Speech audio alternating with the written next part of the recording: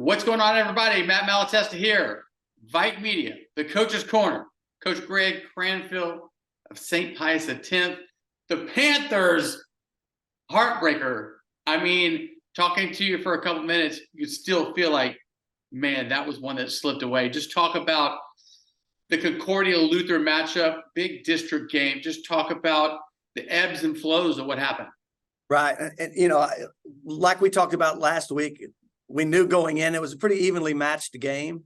And one of the things I told you, Coach Amendola is going and his staff are going to have his kids ready to go. And I thought we had our guys ready to go. And that's what it was. I would love to say it was a defensive battle, but I think it was more of lackluster offensive play than great defensive play. But don't get me wrong.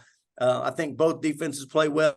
We gave up 140 something total yards and gave up one touchdown from our defense. So it's hard for me to sit there and go, wow, we played horribly defensively. Special teams, Preston came in and kicked 2 field goals, a 40-yarder and a 25-yarder, punted, averaged over 43 yards and punt, boomed one for 51. Our coverage teams did great. They actually botched a punt, which we recovered deep in their their area or their side of the field. And then we blocked a field goal. So when it comes to the defensive side, A+. When it comes to special teams, A+. And we even recovered an onside kick late in the game, just like you draw it up. Preston went over there and bopped one straight up. And it was well executed. So like I said, it just came down to, I told the guys before, somebody's going to come out and win this game. And I don't think it's going to be the other team that let them have it. But Concordia, in my opinion, came out and made plays when they had to, and got the W. So, just talk about some of your stars of the game on the defensive side of the ball. You mentioned the special teams were really good. Yeah. On that defensive side of the ball, who really stood out? Well, Nick Woods is one of our outside linebackers, had 13 tackles. Had a sack, had a couple tackles for losses, and he's the one who blocked the field goal. So I think he, grading out wise and coming out and playing, and he's gotten so much tremendously better every year that he's played for us. And I called him I called him yesterday, and I said, man, I just want to tell you thank you. Thank you for believing in us the 4 years that you've been here to get to this point where you're at, right now. He's a good kid, hardworking guy, and one of those blue collar guys. I thought he played well. I thought our secondary played well. We had to bring up. I don't say we had to. We brought up a freshman outside linebacker, Andrew Kirkland, to step in and made some great plays for us at outside linebacker. Our inside linebackers played well, Jake Lozano and Sam Williams. And our D-line, I think our D-line has been one of the most constant groups that we've had with C.J. Fowler, Jordan Lucia, and Nathan Alvarez, who all played well. So defensively, I think I could go down the list and name off every one of those guys that I thought that either had a great game or had a lot of great plays within the ebbs and flows of the game. So I was extremely proud of those guys. You've got Antonian this weekend, another district game, tough opponent, and I know you're just thinking, hey, we got to get this offense rolling. What are y'all going to have to do? What are the keys to the game? What do you have to do to stay in this game and win it? Yeah, I think the biggest thing is to try to take some of the load off of Josh Mitchell. He's been performing well in and out every week. But I think this past week he had like 26 carries, and that's about 3 or 4, maybe 5 more carries than I'd really like to give him. I mean, he's not going to say he doesn't want them, but in order for him to execute at the level, I would much rather that number be 18 to 20. So we've got to find ways to get the ball into other guys' hands. The reality of it is we called 32 passes the other night.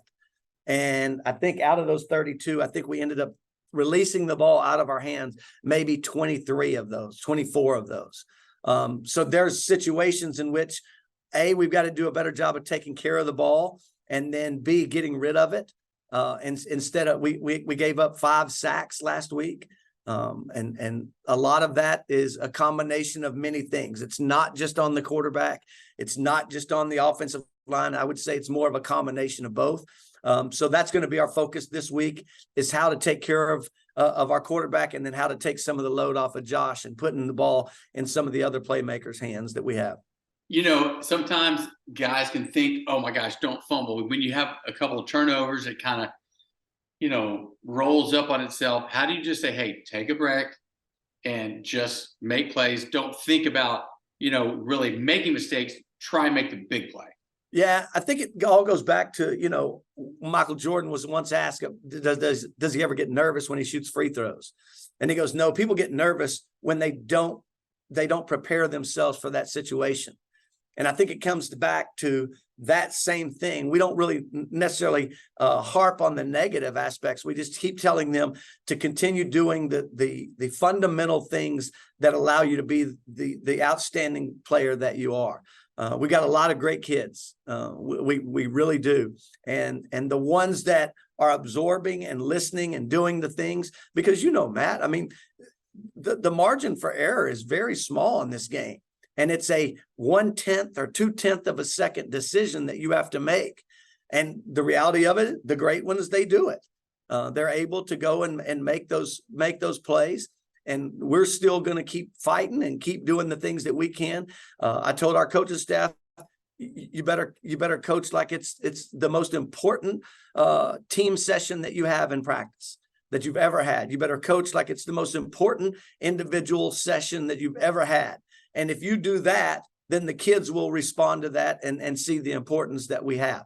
And our coaches have done that. I just challenged them to keep doing those same things that they've been doing. That way, the game is not bigger than the practice, if that makes sense. Too many times you set the level of expectation in practice here and then the game here. And then the gap between those catches some of those guys where you thought, well, he did it in practice, but did you ever show him that exact tempo? Did you ever show them that exact speed? Did you ever show them what they're going to have to do in order to be successful in that game, as opposed to walking through and those types of things? So, like I said, we as coaches are always critical on ourselves first, and we're going to try to give these guys the best possible opportunity to win week in and week out. And finally, what I do love about what coaches do, and, you say it all the time, your low is not always the low of lows, and your high, you can't get too high. But y'all are so resilient as coaches because you got to fight another week. That game might be a tough game to lose, but y'all seemingly can turn the page and re-energize a group to go face another squad like Antonian. Finally, just talk about how hard that is to do, or, how do y'all do that week after week, after a win or after a loss? Yeah. So I told the guys the other night, I said that how many of you believe that things just happen accidentally, or do you believe that God has a plan and that everything that we do is to honor him? And they were all like, yeah, coach, we do. And I said, I just want you to look around at all these coaches that God has surrounded you with, and go ask them how they got from where they started to the point where they are now. And you'll understand and hear that through an adult's life, through a man's life, that the peaks and valleys that everyone goes through, it's a matter of how you respond. We told them ERO the other night. The events that happen in your life, the way that you respond will eventually lead to the outcome that you have earned.